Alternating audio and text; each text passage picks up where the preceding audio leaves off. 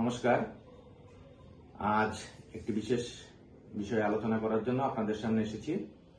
আমরা ইন্দ্রধনু social welfare সোসাইটির যারা সদস্য, আমরা সরকারি প্রকল্পের বাইরে নিজস্ব উপায়ে নতুন দুইটি কাজ করার জন্য চিন্তা ভাবনা করেছি এবং সেই বিষয়ে আমরা সর্বসম্মত সিদ্ধান্তক্রমে এগিয়ে যাচ্ছি। আমাদের নতুন দুইটি প্রকল্প হচ্ছে, এক নাম্বার জ্যোতির্ময়ী সার্ভিস, দ্বিতীয় ইন্দ্রধনু ক্যাটারার। জ্যোতির্ময়ী সার্ভিস বিষয়টি হচ্ছে সমাজের সেই সকল ব্যক্তিদের জন্য যারা বয়স্ক এবং যারা ছাত্রছাত্রী। যারা বয়স্ক তাদের বাড়িতে এখন দেখা যায় বিভিন্ন বাড়িতে যারা বয়স্ক লোক আছেন তাদের বাড়ির মেম্বার বিভিন্ন কাজে বাইরে থাকতে হয়, ছেলেমেয়ের বাইরে থাকতে হয়, বাড়িতে ওনারা একা থাকেন।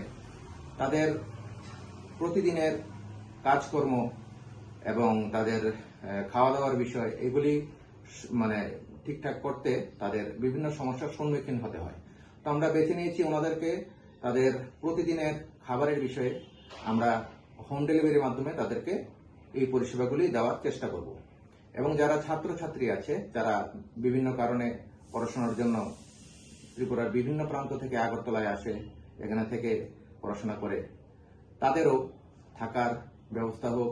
থাকার ব্যবস্থাটা আমরা যাচ্ছি না, আমরা শুধু তাদের খাবারের ব্যবস্থার জন্য হোম ডেলিভারির ব্যবস্থা করব। এটা আমাদের উদ্দেশ্য জ্যোতির্ময়ী সার্ভিস। এবং দ্বিতীয় হচ্ছে ইন্দ্রধনু ক্যাটারার।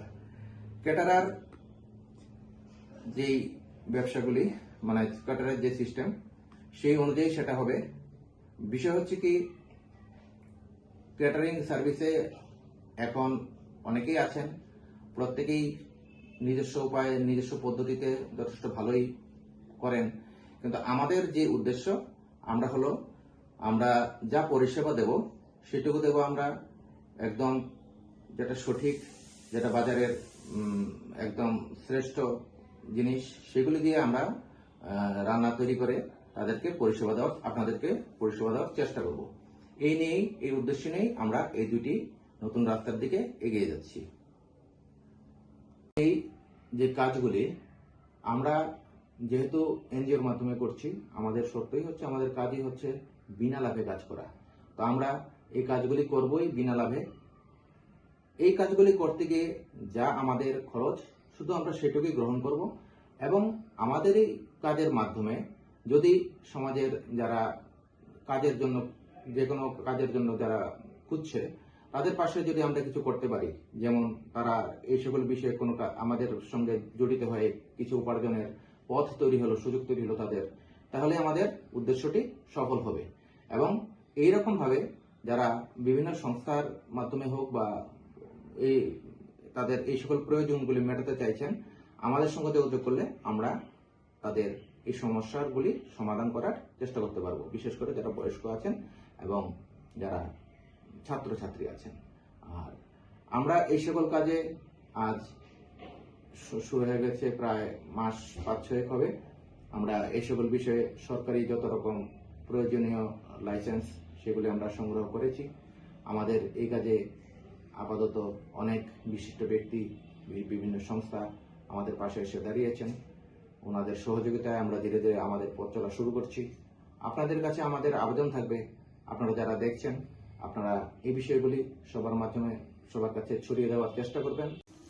জ্যোতির্ময়ী সার্ভিস অনুযায়ী যারা বয়স্ক লোক, তাদের শুধুমাত্র খাওয়া দাওয়ার বিষয়টি নয়, পরবর্তীতে আমরা তাদের জন্য, যারা বয়স্ক লোক আছেন, ওনাদের চিকিৎসার ব্যবস্থা আমরা করব না, তারা বিভিন্ন চিকিৎসকের সঙ্গে দেখা করা বা কোনো মেডিকেল টেস্ট করা হোক বা বাড়িতে ওষুধপত্র পৌঁছানো হোক, এগুলির বিষয়ে আমরা পরবর্তী সময়ে এগিয়ে যাব। এবং তাদের বাড়িঘরের বাইরে কোথাও যাওয়া, ঘুরতে নিয়ে যাওয়া, মনোরঞ্জনের বিষয়, কারোর সঙ্গে দেখা করা বা বাড়ি থেকে তাদের সঙ্গে সময় দিয়ে তাদের অবসর সময়কে কাটানোর সুবিধা করা, এই সকল বিষয়ে আমরা পরবর্তী সময়ে দৃষ্টি দেব। আমরা এই পরিষেবাগুলি প্রদানের ক্ষেত্রে একদম ঘরোয়া কোয়ালিটি বজায় রাখার চেষ্টা করব।